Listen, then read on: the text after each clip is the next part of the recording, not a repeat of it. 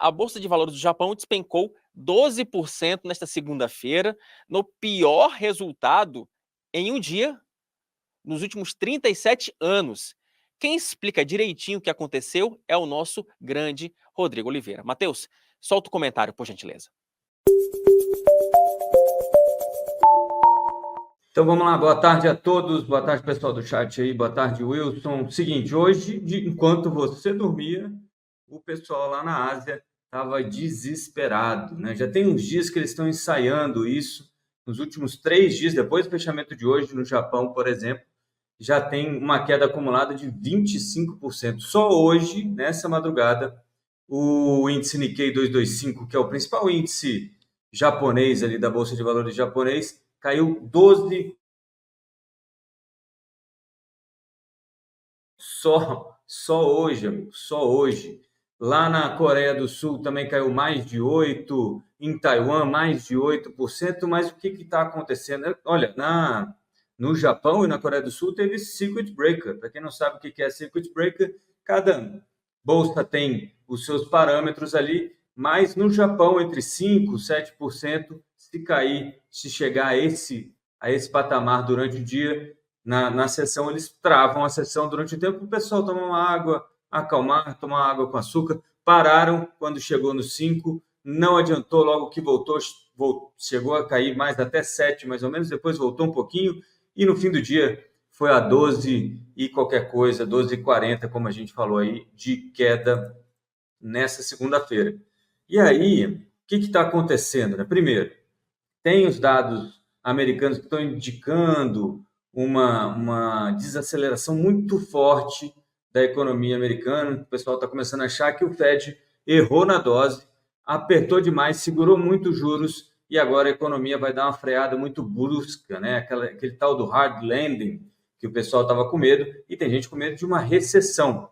Vocês vão lembrar que a gente chegou a comentar aqui um ano atrás, talvez, que qual é o problema com as bolsas americanas? É quando o Fed começa a cortar juros, porque normalmente ele começa a cortar juros quando os indicadores econômicos já estão dando demonstrações de que a economia está fraquejando demais. Então, vieram com resultados aquém do esperado, e isso tudo mexeu aí. Também teve payroll, geração de vagas muito abaixo, de postos de trabalho muito abaixo do esperado pelo mercado lá nos Estados Unidos, e tudo isso vai mostrando que a economia americana está indo muito, está desacelerando, está enfraquecendo, está esfriando muito rápido, o que pode fazer, tem gente até falando já em corte de juros extraordinário lá no Fed, né? De qualquer maneira, aquelas apostas para um corte de 50 pontos base já em setembro começaram a crescer mais do que já estavam antes dessa segunda-feira, que está começando ainda. Mas qual é o risco para a gente aqui no Brasil? Lá nos Estados Unidos as bolsas também estão em queda, no Brasil a nossa bolsa também abriu em queda. O juro futuro aqui não está subindo, que era um dos receios. Eu mesmo achei que o juro fosse subir, o juro futuro fosse subir nesse comecinho do dia, muito em função do dólar. O dólar abriu a 5,85, bateu 5,85, depois voltou e está caminhando aí entre os 5,77, 5,80, por enquanto testando aí a temperatura do mercado. Por que o dólar reage tão forte? Por que os juros, né? O que os juros têm a ver com isso? Os juros respondem um pouco pelo dólar em função do impacto inflacionário que um dólar alto pode ter. Então, o dólar é sempre, nessas horas, né, em horas como que a gente está vivendo agora, o dólar é sempre um bom termômetro da situação, né, para você entender se o Banco Central vai precisar cortar juros ou não. E por que o dólar sofre? A gente já falou sobre isso.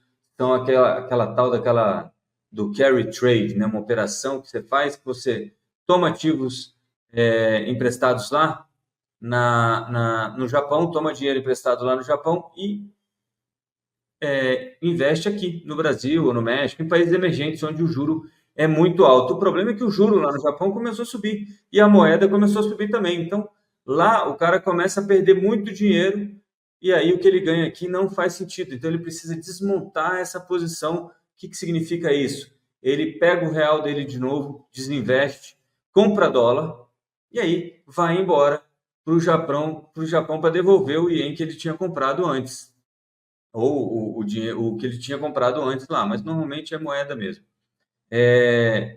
Então, como está todo mundo desmontando a posição e comprando dólar, faz o dólar subir aqui. Isso acontece também no México, por exemplo. No México, o dólar chegou a subir aí quase 2% no comecinho do dia. No Brasil, bateu 1,80, mais ou menos. Agora está próximo de 0,80. Lá no México também 1 e pouquinho, mas tem esse receio todo de o que vai ser daqui para frente, né? Será que foi um negócio de 2, 3 dias, como foi agora? Essa queda de 12,40 é a maior queda no índice japonês desde 1987. Você vê aí 44, 47 anos, né?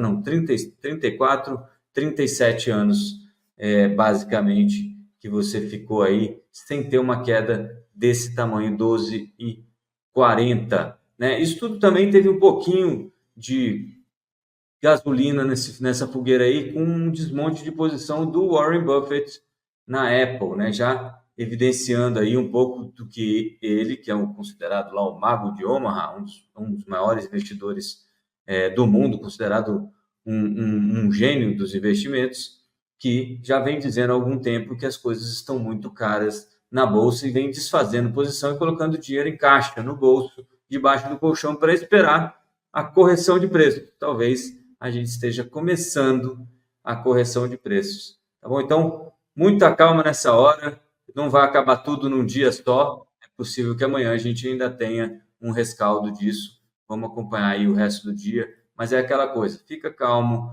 para quem tem dinheiro em caixa, fica pronto, porque daqui a pouco talvez seja uma boa hora para começar a comprar boas empresas a preços muito melhores do que tinha na semana passada, né? É liquidação quando acontece isso, mas aí é de cada investidor.